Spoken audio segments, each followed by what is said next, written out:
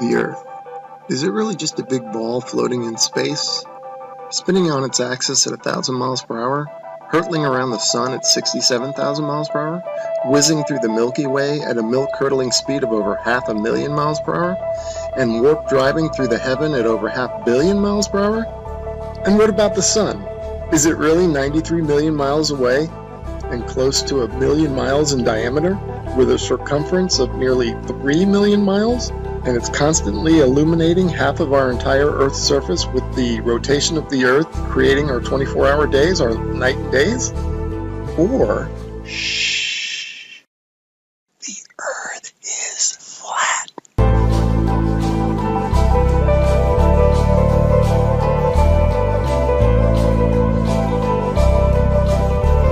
And maybe it's completely still, just like we experience. And maybe the sun isn't big, but is very small and very close, and not illuminating the Earth from 93 million miles, but is illuminating locally. And maybe everything, the sun, moon, and stars, are not far away, but are circling overhead relatively close. In this video, we're going to explore the latter option, and at the end, we're going to reveal startling evidence through the use of time-lapse photography that the sun cannot possibly be 93 million miles away, but is in fact very close, and is illuminating locally as it traverses our flat Earth. Oh man, and watch how this sun comes at you. Boom! I mean, come on. And that's all perspective. If you look at jet trails, Google Images, you'll see them, they start out low at the horizon, they come up overhead. Look at that thing. They come up overhead and then they go down to the horizon. Perfectly explains what the sun would do. Here it is going overhead. I love time-lapse. And look at this. You can't go out and look at the sun. You can't see this stuff, except that it's on, time-lapse like this. It's incredible. Now watch this thing. It's sweeping. The sun over flat Earth is doing a big circle, right? Look at this thing. See it sweeping to the right? It's like a lefty bowler. Just toss that down the alley, and there it goes, hooking into the pocket.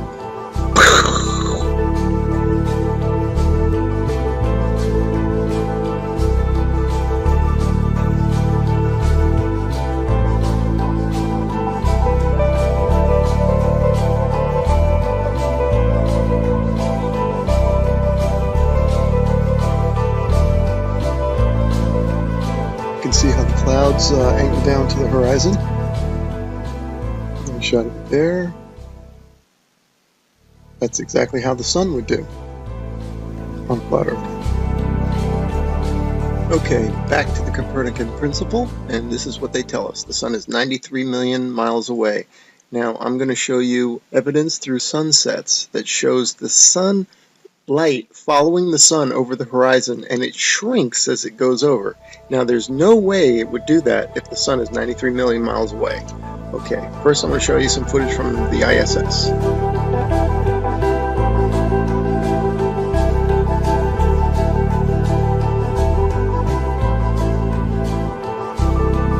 Okay, now watch this animation. Watch this sunset.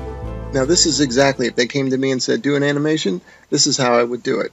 If the sun were 93 million miles away. Just like that. Have the whole horizon fade evenly. But that's not what we see.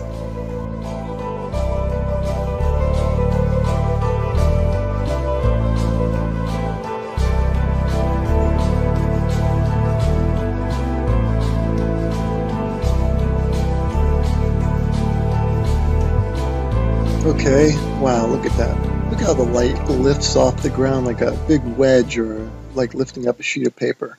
That's incredible footage. Definitely the light's following the sun, right? Okay, next I'm going to show you how a sun that is circling over the Earth, that creates the horizontal aspect of the sun. If you combine that with perspective, which creates the up and down of the sun, the rising and the setting, you get the 23.5 degree tilt that they talk about. It's nothing but perspective and the circling the sun.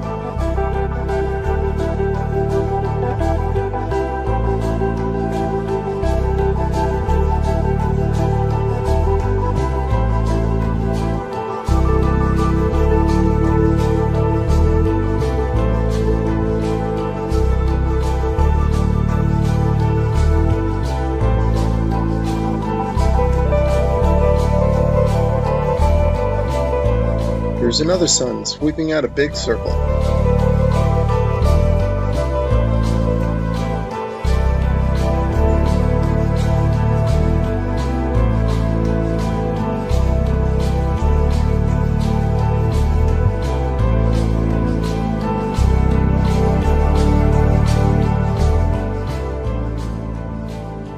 Okay, here's a phenomenon that you might be wondering, how in the heck do you explain this on a flat Earth? Well, this footage is taken from Alaska during the summer, and the sun does look like it's going up and down. The reason it's doing that is that this town in Alaska is not in the center of the sun's circular circuit. In other words, the sun is making a big circle, and the town is not in the center of that circle. So the sun will be closer and further from the viewer with the camera. That will cause it to go higher and lower, and also maybe even bigger and smaller.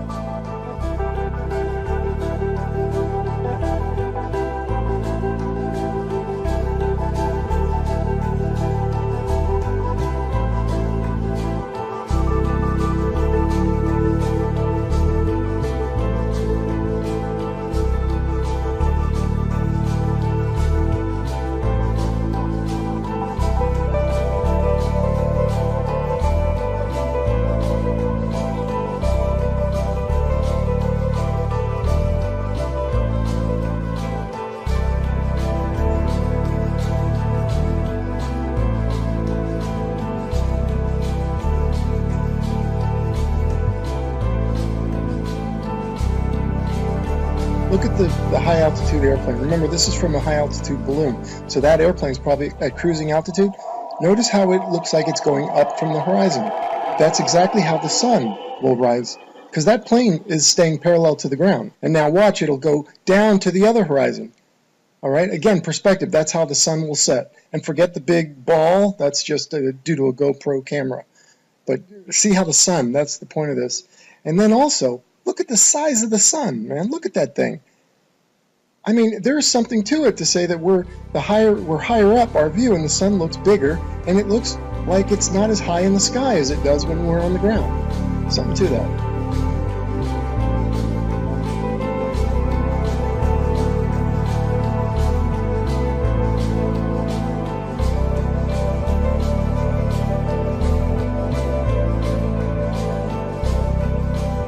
Let's explore this notion a bit further, that the sun looks bigger when filmed from higher up. The next 3 slides, I'm going to do a comparison, a side by side. The one on the left, the camera is above the clouds. The camera on the right is ground level.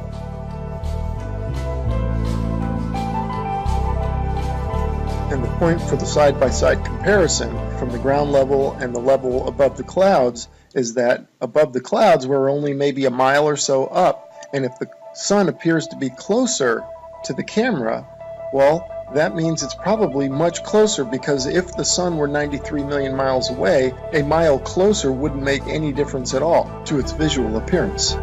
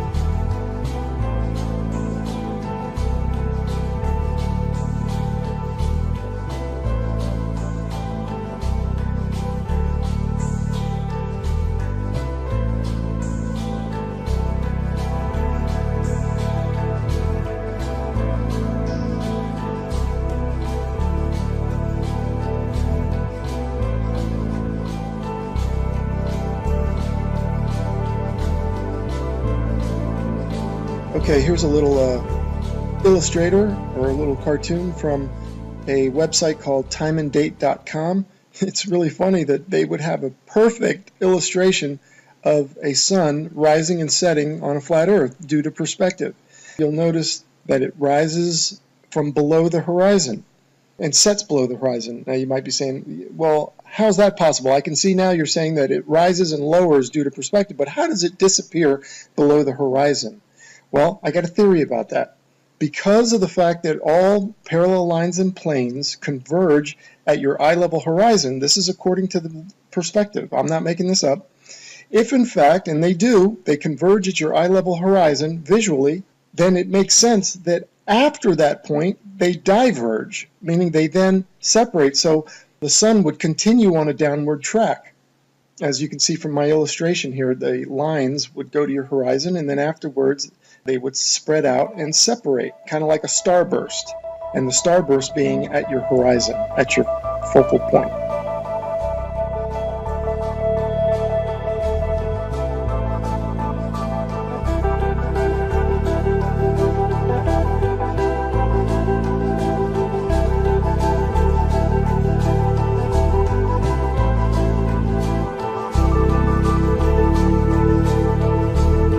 Anyway, without further ado, we're going to start talking about, and I'm going to start showing you the time lapse of the sunsets that I'm talking about that clearly show the sun is close and illuminating locally.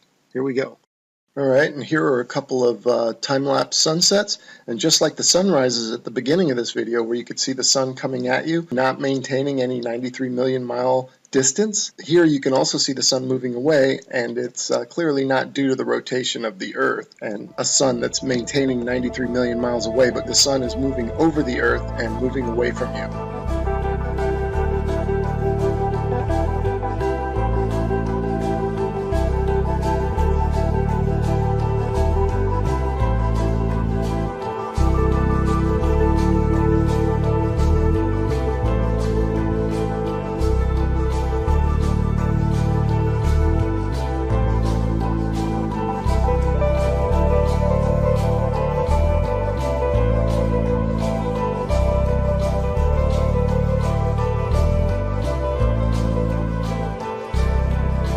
Okay, these next three slides, the sun is almost set already behind the horizon, but watch as the sunlight shrinks and follows the sun. It's definitely a locally illuminating sun, not far away, not very big, and definitely not 93 million miles away.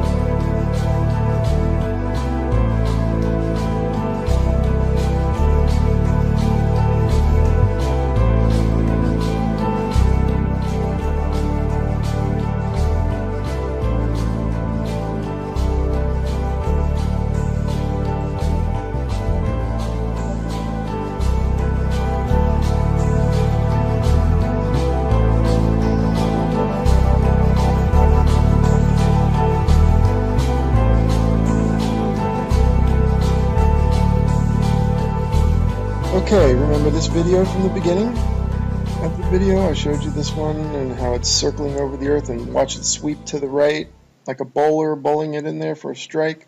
Okay, now I want you to pay attention to the way the light follows the sun. The sunlight's going to shrink, right, as it follows the locally illuminating sun. Now watch this. See it shrinking, following the sun? You do not get that if the sun is 93 million miles away. The entire horizon should fade evenly, just like this supposed shot taken from space of the Earth. You can clearly see the way they depict it. They depict the demarcation between day and night, or light and dark, as a long straight line. And you can see the long straight line moving as one solid piece. That means that the sunset should all fade, the entire horizon should fade evenly. But that's not what we observe, as we will see and as we've seen in the footage so far. The sunlight shrinks and follows the sun over the horizon. So these time-lapse sunsets are definitely the nail in the coffin for heliocentrism. But this particular one here, shot from above the clouds from this observatory, is the final nail in the coffin. Look at how the sun just shrinks and the light shrinks to nothing. That cannot happen, as I showed you in the when the sun illuminates the entire Earth, which it does, from 93 million miles away, it has to. You don't get this isolated look at the sunlight trailing the sun. That's only possible with a small sun, close, not very high, illuminating locally. I mean, if this isn't proof to you, then you gotta take the blinders off.